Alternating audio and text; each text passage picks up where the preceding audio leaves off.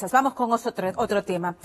Vamos a hablar del caso del cura Marco Francesco Mambretti. El caso de este cura tiene dividido a los feligreses de Coronel Portillo en Ucayali, porque hay unos que le creen ciegamente y lo defienden, y otros que dan crédito a la versión de hoy es un adolescente, este muchacho, pero que señala al cura como su violador y dice que lo violaba sistemáticamente desde que tenía 13 años. A ver, estamos hablando de una víctima real.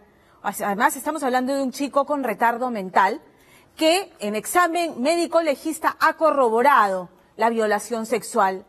Pero lo que es más escabroso y más que a uno le pone la carne de gallina es todos los detalles que relata esta criatura en el examen de cámara Gesell. Y que señala, dice su mamá con absoluta certeza, que es el cura Mambretti quien le bajaba los pantalones y lo sometía a las más atroces vejaciones. La Fiscalía pidió 9 meses para el cura Mambretti, que estuvo en la clandestinidad. Sin embargo, en el Poder Judicial dijeron no corresponde. Y no corresponde porque dice que no hay pruebas suficientes, indicios suficientes para señalarlo, porque dicen que el testimonio respecto a la identificación del agresor que hace la víctima no es suficientemente contundente. Pero dicen algo más, y esto sí es increíble, ¿no? ¿Qué es lo que ha dicho el juez? Mambretti tiene arraigo, no se le puede reclamar no tener arraigo como para meterlo a la cárcel preventivamente, porque los curas como Dios no tienen familia. Ese es un argumento judicial. Lo cierto es que aquí hay una víctima, un menor de edad, que efectivamente es una víctima de violación sexual, y hay un sospechoso que ha sido señalado por esta criatura, y sin embargo, él sigue libre, ¿no? Oficiando misas, y a esta criatura, ¿quién la repara? Angélica Villegas estuvo en Pucallpa y esta es la nota. El hombre que ustedes observan, ansioso y preocupado, desplazándose entre un espacio y otro en la oficina de medicina legal de Pucallpa el último jueves, es el sacerdote italiano Marco Francesco Mambretti, quien no precisamente se prepara para oficiar una misa o bendecir el lugar. Sorprendentemente, él acaba de pasar por un examen psicológico que podría definir su libertad tras ser acusado de abusar sexualmente de un menor de edad con capacidades especiales. Sacerdote, ¿qué tiene que decir a la acusación de abuso sexual? Bueno, es un caso reservado, además el fiscal me ha pedido de no expresarme, nada más. Una denuncia muy grave. El niño dice que es usted. ¿Por qué dice que es el padre Marco? No puedo expresarme, por favor.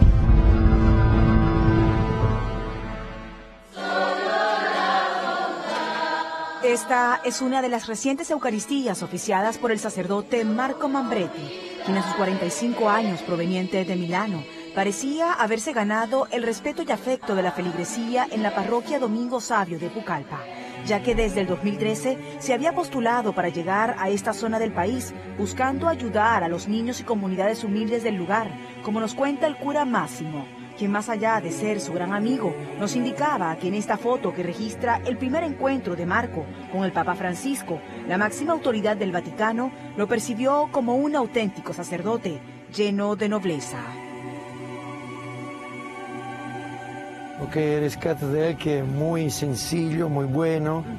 Ya hay algunos sacerdotes a nivel mundial que no traen muy buenas referencias y que quizás un caso como este se debe ver con atención, ¿no? Por supuesto, esto es lo que está indicando el Papa, no solo el Papa Francisco, sino otros papas, de esta lucha contra los abusos en la Iglesia, del cual todos tenemos que colaborar. También se peca por omisión, es decir, si se observa algo de hecho, independientemente de la amistad, ustedes lo reportarían. Cierto, esto es una obligación delante de Dios y delante de los demás. Sin duda, las buenas referencias que traía este sacerdote serían consideradas por esta madre, quien teniendo un hijo de entonces 13 años con capacidades especiales, lo inscribió en el grupo de la iglesia de Marco. Porque no quería que mi hijo sea como otros chicos que los veía en la esquina, de repente consumiendo droga. Hemos llegado al campus de la parroquia Domingo Savio, ya que este fue precisamente el lugar elegido por la madre del menor para que él complementara su formación religiosa. Él entra en las vacaciones escolares de enero hace 3 años y la mecánica era que primero recibía acá un inicio de la jornada con oratoria, con música.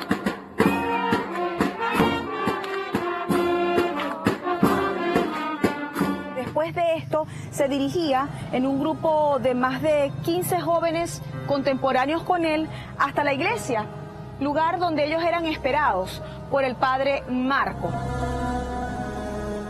Me gusta ir a la iglesia porque había ¿cómo se llama? Había oratorios ahí. ¿Qué era lo que te gustaba de ir a la iglesia? Jugar. ¿Jugabas allá qué exactamente en la iglesia? Correr, saltar, la topadita, la llantita. Como consta en este documento emitido por el Ministerio de Salud, el menor con el que hablábamos, quien ahora tiene 16 años, tuvo una meningitis a temprana edad que lo dejó en esta condición según su madre, razón por la cual mientras conversábamos con él, constatamos sus dificultades en el lenguaje, problemas para armar extensas oraciones o retener ideas por mucho tiempo, algo que de acuerdo a su progenitora ya sabían en la iglesia, por lo que siendo parte de este grupo, los colaboradores del lugar le enseñaron a escribir y a leer, según los feligreses. ¿Y por qué ibas a jugar en la iglesia y no ibas a jugar a otra parte? El padre me dice que puedo jugar ahí, me dice el padre. ¿De qué padre me hablas? El padre Marco. Incluso hace 2 meses en la clandestinidad, el padre Marco hablaba desde la iglesia en la que es párroco y a la que iba el adolescente. También un montón de fotos que muestran tranquilo, sereno, que se divierte, estando ahí presente yo, ¿no? Si un niño se siente tranquilo y seguro en su casa, seguro no se va a un lugar donde le amenazan, ¿no? Hasta ese momento, lo que ha revelado la madre del menor es que todo transcurría en completa normalidad. Sin embargo, nos ha comentado que su hijo comienza a cambiar de humor, le refiere que se siente obligado a acudir acá a la iglesia, pero además observa que está un poco ansioso y nervioso. Yo le preguntaba, ¿no? Si no hay misa, no tienen reuniones los catequistas, ¿a qué te vas?, le decía. No, pero el padre Marcos quiere que me vaya, y muchas veces yo no lo quería mandar. Él se iba escapándose de la casa, quizás porque le tenía miedo, le tenía pánico. Primerito mi mente fue que él viene siendo abusado. Encontré huellas, ¿no? Señales en sus prendas íntimas. Y para salir de dudas, esta madre se dirigió al médico más cercano con el objetivo de saber qué estaba ocurriendo con su hijo. El médico me dice, señora, tienes que ser fuerte, me dice, porque lo que te voy a decir es una cosa muy delicada, me dice. Tu hijo viene siendo abusado sexualmente por un sacerdote de la iglesia. Pero renuente a pensar que el acusado podía ser un sacerdote, esta madre le preguntó a su hijo quién había abusado de él. Mamá, me dices, he sido violado, pero por otro compañerito de la iglesia. Hasta ese momento, la madre del menor creyó en su palabra y pensando que había sido abusado por un compañero de la iglesia, fue a denunciarlo. Pero al mismo tiempo fue interrogado por la policía, el médico que lo había recibido inicialmente, y este señaló que el adolescente le mencionó que había sido un sacerdote el que lo ultrajó sin dar su nombre. Pero como todo era tan confuso al señalar al culpable, el jovencito fue sometido a un examen médico legal que arrojó lesiones antiguas y al ser interrogado 2 veces por psicólogos, indicó que le gustaba el compañerito al que había acusado de violación, revelando que además lo habían ultrajado otros 3 amigos más. Pero si esto era fuerte, todo empeoraría cuando reafirmó que el cura Marco Mambretti había abusado de él en el seminario. Esta es la oficina del padre Marcos y es precisamente el lugar en el que el menor refiere que habrían ocurrido los hechos. Lo que nos comentaba él es que el padre le hacía entrar obligado y cerraba la puerta. Pero la feligresía cuestiona esta acusación, ya que indican que esta cortina dividía la oficina del padre Marcos de la oficina del rector, que está acá. Y se preguntan cómo entonces habrían ocurrido estos hechos bajo la presencia de otro sacerdote más. Esa otra oficina del rector del seminario que mostrábamos no existía para el momento de los hechos, según la madre denunciante, quien cree que todo ha sido cambiado para hacer ver que era imposible que un delito ocurriera ahí. Además, en el primer examen psicológico que le hicieron al menor, las conclusiones indicaban que no estaba afectado sexualmente. Aún así, en una segunda evaluación más extensa, sí se determinó afectación por el hecho. Pese a ello, lo que cuestionaba la parte acusada era la seguridad del menor al acusar al sacerdote, lo cual le consultamos a su madre. Tu hijo primero dice que quien abusa de él es un cura de la iglesia y luego te dice a ti que no, que fue un compañero. ¿No pudiéramos pensar que quizás tu hijo estaba confundido y no sabía de verdad a quién acusar, producto de su misma condición especial? No, mira, mi hijo está consciente de las cosas que ha hablado. Quizás al cura no lo ha mencionado por miedo. Citan cuando tu hijo describe al cura y señalan que la descripción que tu hijo da del cura no es la descripción exacta del padre Marco.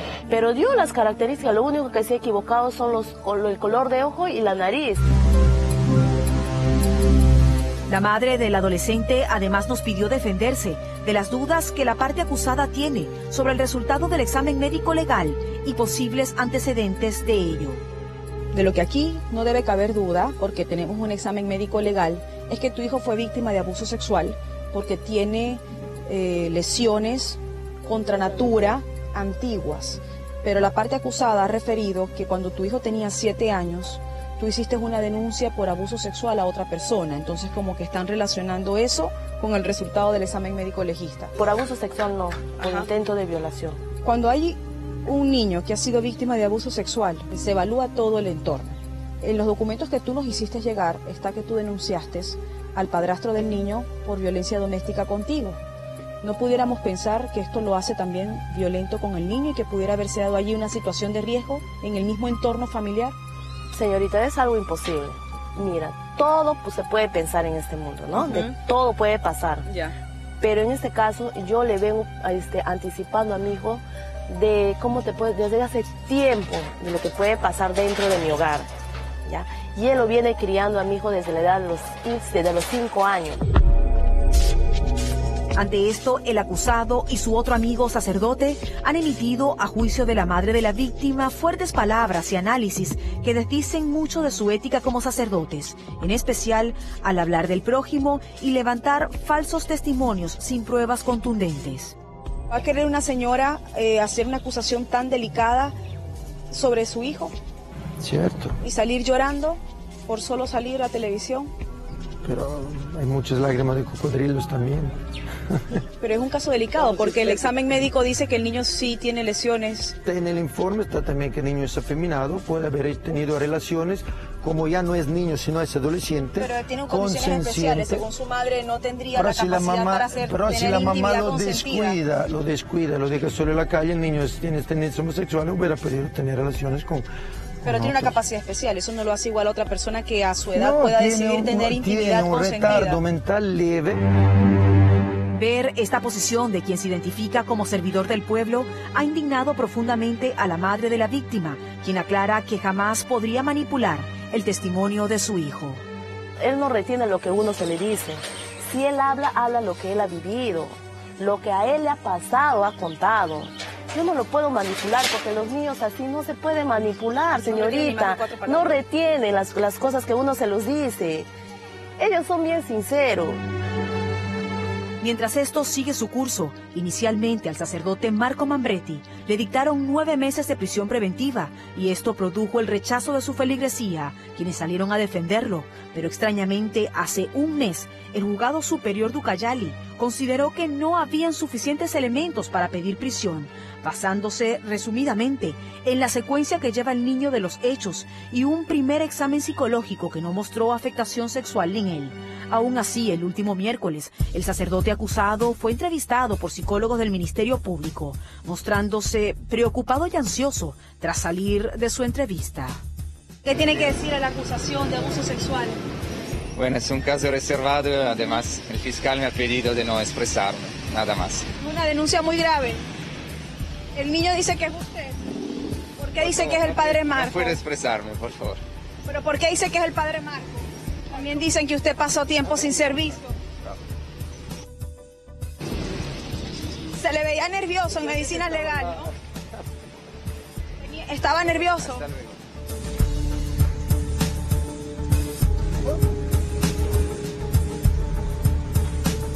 ¿Qué sería lo que dejó tan preocupado de esta entrevista psicológica al sacerdote Mambretti, quien después fue visto orando en una iglesia? Lo cierto es que el resultado definirá su destino en los próximos días. Mientras tanto, este hecho no será desvirtuado para una madre que jamás perderá su fe por un mal elemento que para ella no representa la esencia de la Iglesia Católica. Pero tú sigues creyendo en la iglesia, sigues creyendo en Dios. Creo bastante en Dios, señorita. Creo que Él me va a ayudar a hacer justicia, porque Él es el único justo en la vida. Él es el único que sabe todo lo que ha pasado ahí en la iglesia. Porque Él defiende a los niños, Él defiende a la gente inocente.